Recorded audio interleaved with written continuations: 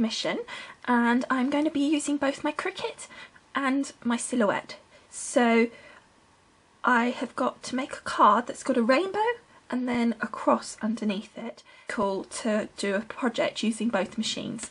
So the first thing we're going to do is finish the sizing of the cross. Now in order to do that I need to put an equivalent size shape, not a cross, just a box, in the position on my card base that I have put on the Silhouette software with the rainbow that's already in the right size.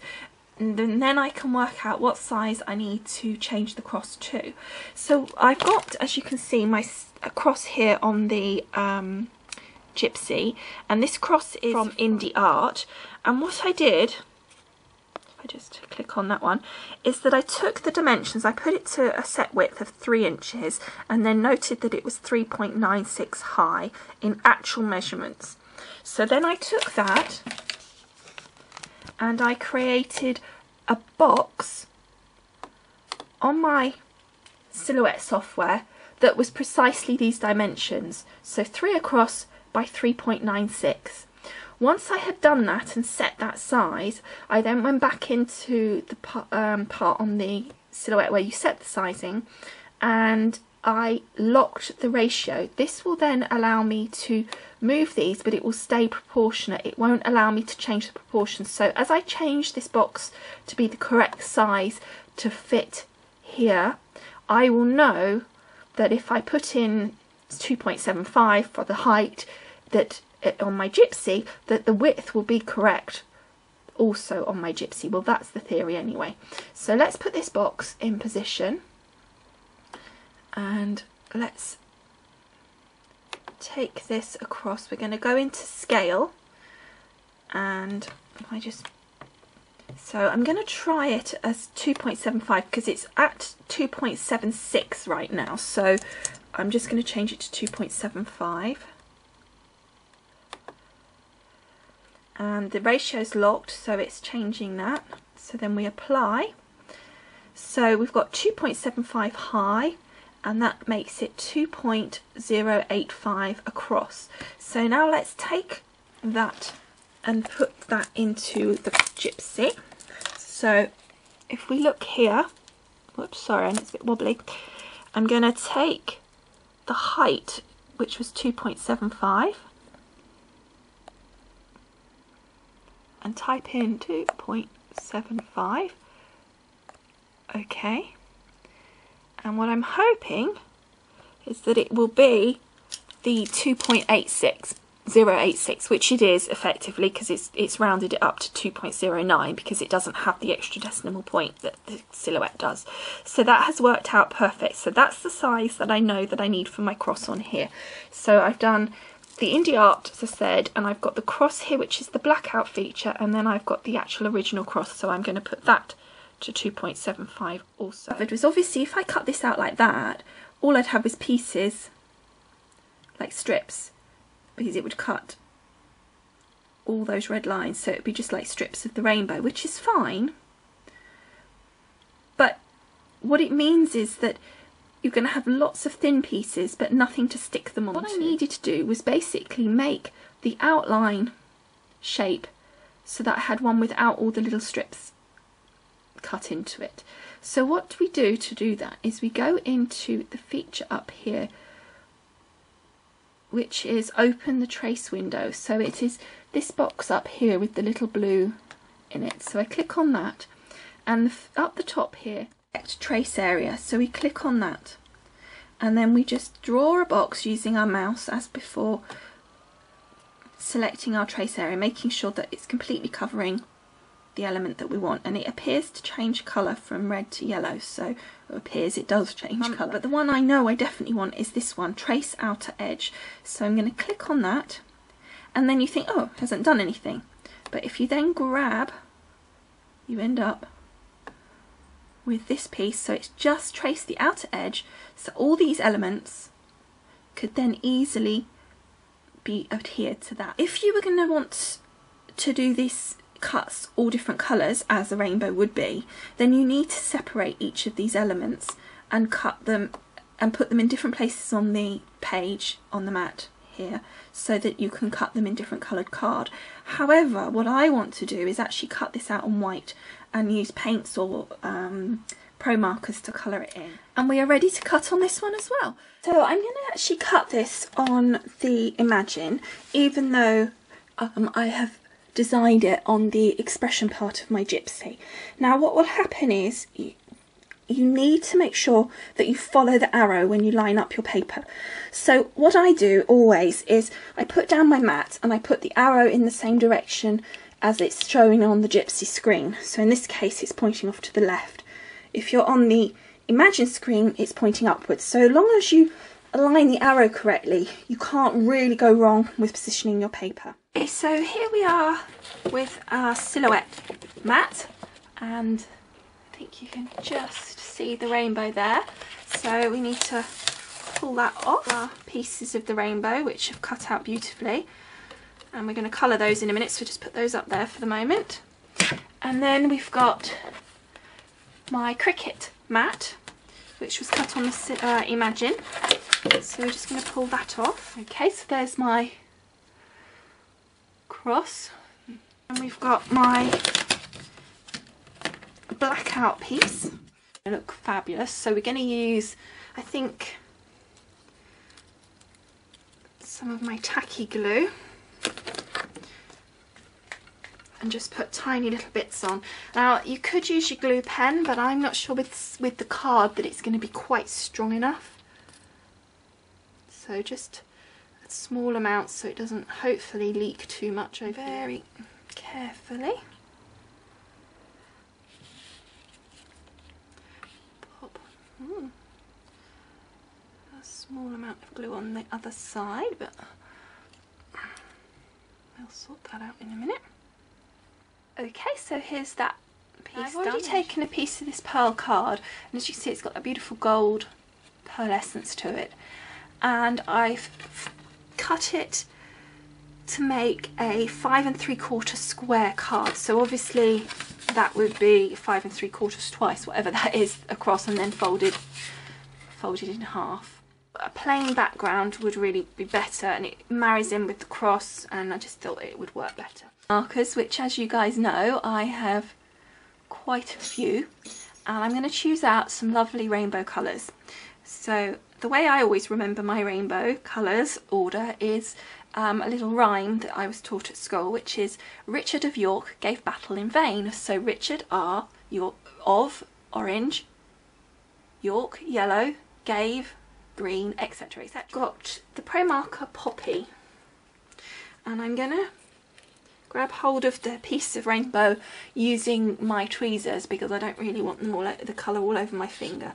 And literally I'm just going to colour over. And what's really nice about this is that the pearlescence still comes through. I don't know if you can, yeah, you can just catch that in the light there, and it just looks so pretty. So then we're just going to move my tweezers around and do this piece here, and then we'll do another layer, just so it comes up really lovely and rich. There we go, so that's the red, so we're going to pop that to one side. Okay, so I've allowed these to dry for a little bit, and I now need to stick them to my rainbow base, as it were, that I cut out using the plain cardstock. Well, I say plain, it's still the beautiful pearlescent cardstock. So just move those over. Now what I need to do is obviously be sure that I have enough manoeuvrability time, because I need to sort of wriggle these into place. I don't think it's going to be so easy as some. So what I thought I would do is use my glue gel and just use it as a flat glue, but it being the gel, it will allow some manoeuvrability. So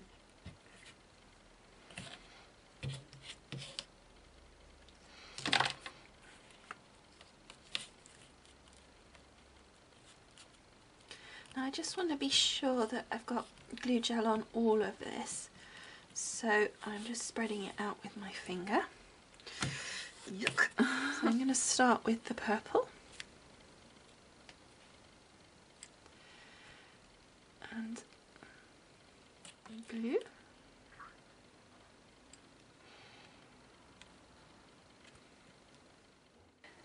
Is my rainbow all put together? I think that looks really cool. Really pleased with that, and you can just see the shimmer on that as well, so that looks really good. So we're going to put that to one side now and let that dry. So the next thing is I've got my card base, which I'd already showed you, and I was thinking about punching the corners with this Martha Stewart punch. So let's just open up my wings, and I'm going to do each piece at a time because it's very quite thick cardstock, so I'd rather not stretch the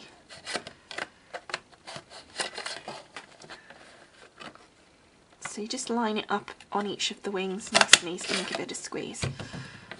Okay, so now I want to do this top corner, and now there is a way of doing it where you only do this front bit. So you've got a line on this side when you close the wings in. If you close them both in, there's lines on the side of your punch. So I think that this line has to line up with the back of your folded spine, and then you pull out the side, the wing on the side that's going to be the front of your card, and then you line it up. So you line up your card so it slots against the wing like so. You have to line up this little silver line that I showed you with the crease in the card. So you move the card down so it's still not butted up against this wing until it lines up with that dot there on that crease, and then punch, and that should, yay, punch just that top section there. Okay, so then doing the same for the other side, but on this side we need to put this wing in and pull that wing out, and then pop that in there, slide it down, and so it's all butted up against there. Slide it down until the back line, this line here, lines up with the top of your card, and then punch. There we go. And then like there, because my fold was a little bit not very neat, you can just use a pair of scissors or a craft knife and just tidy that up, just to snip that extra bit off. Okay, so I've just tidied that bit up at the top, as you can see, so that looks a bit better. I think that wouldn't have happened if I'd have scored the top of the card with a scoreboard. It would have been a neater crease, so that wouldn't have been an issue. Okay, so as you can see, I found this gorgeous piece of vellum, which is like rainbow shades. So I'm going to use that, and I'm going to cut off mostly the red, so the blue rather, because the red kind of looks really nice, and you still get a bit of the blue here. So I'm going to use mostly that side. So I'm just going to trim this to size. Okay, so I was just puzzling over how best to adhere this, because it's vellum, and if you use a wet glue it tends to crinkle, but on the other hand I don't want to use this like straight across because you'll see it. So what I'm going to do is do tiny little dots of glue just along the spine here. Okay, and then when I wrap the string round, which I'm going to put round, which hopefully, because I think I'll need that, if I don't I won't put it on, but I think I will, then once I put that on, that will hide that, I think. So just lining that up like so. Okay, so that just gets rid of that, and then just to be sure that it stays put, because I really did put very little adhesive on, I'm just going to put my string around, and I decided on red. I just thought it would be nice. I think I'll go around twice. I'm going to do a knot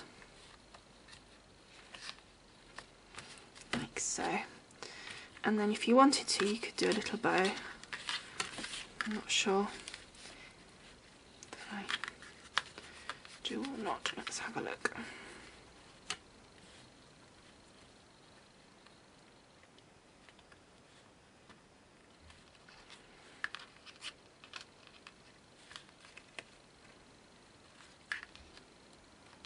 That's that one I need to pull. There we go.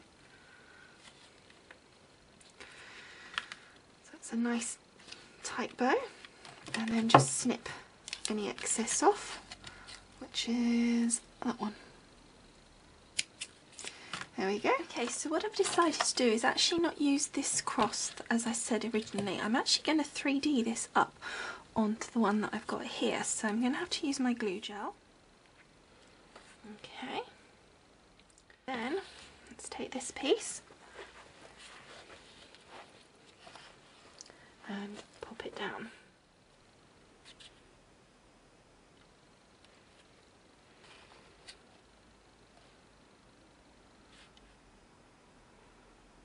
You can see that it's got that 3D look. There we go. So you can see it's got a really nice effect. What to do next is just put this cross on a piece of paper so that it doesn't mess up. And then I want to take this stickles, which as you can see has got a very slight gold sheen to it. And it's called just diamond by the looks of it, but it does seem to have this little goldish shimmer going on. And then I want to put that on the outside layer just to make it, again, just a little bit more standing out.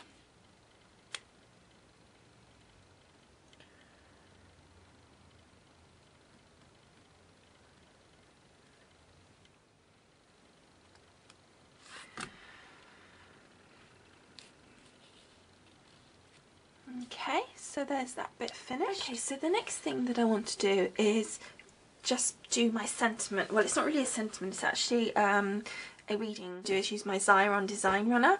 So this here is like the computery bit that you can buy separately with the Design Runner, which you can then use to program your own sentiments and sayings. And what you do is you insert a blank disc at the top. You can either use the preloaded font, that's just a basic font in there, or you can insert a font disc at the bottom and it will then do that in the font disc. You won't see the style of the font disc on the screen here, that will just type normally. To get a capital letter, you hold down the shift key and press the letter and then carry on numbers. So you can see, possibly, I don't know if you can, are in purple, so you just press the purple key, hold it down, and then it will give you the number.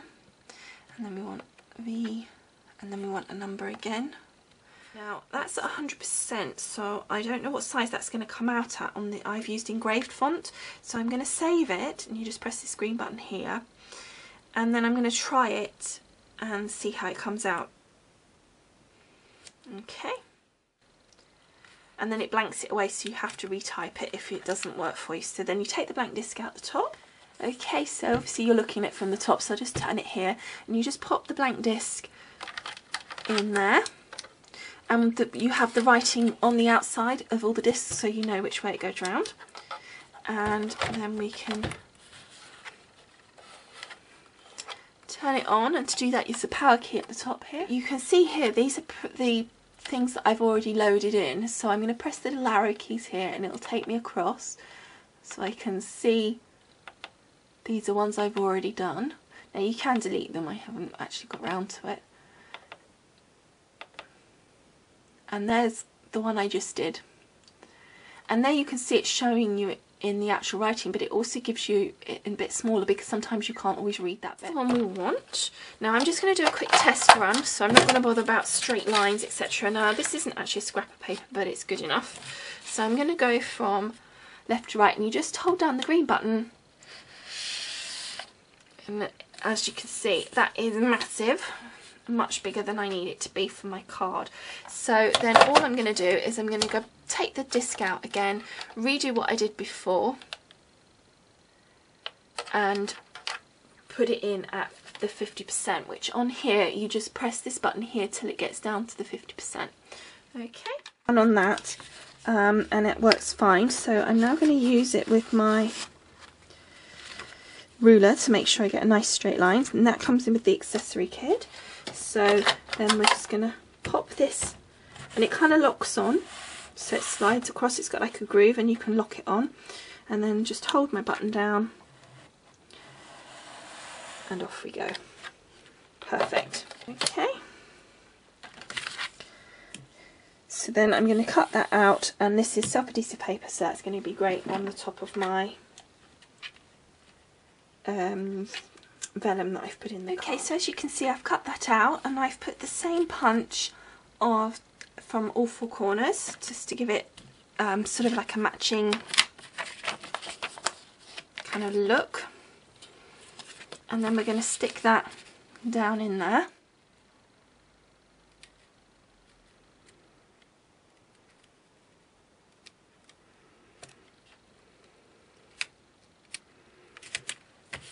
go.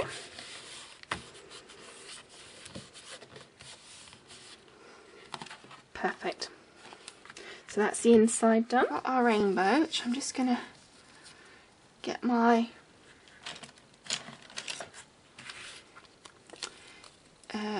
bone folder and just gently, whoops! I was going to say just gently curve this so that it curves, gets a nice kind of bend, get a bit more dimension. That's our rainbow to go on. So let's get the glue gel. Now what I want to do is make sure that it's evenly amount on there so that it sticks up at this side as much, because at the moment it's kind of rolling down, so we just need to kind of do that. Okay. So I want a lot more glue gel here, a bit less on the sides. Just going to pop that in place.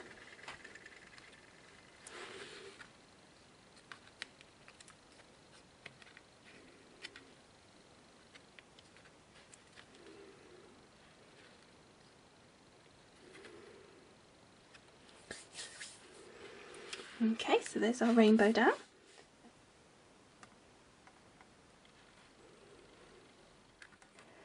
That's the card finished. Yay! A hybrid of Silhouette and Cricut card and Martha Stewart punch. So a real pick and mix of a card. So I hope you've enjoyed watching this with me, and I hope you like the card, and I'll see you all again soon. Thanks for watching. Bye!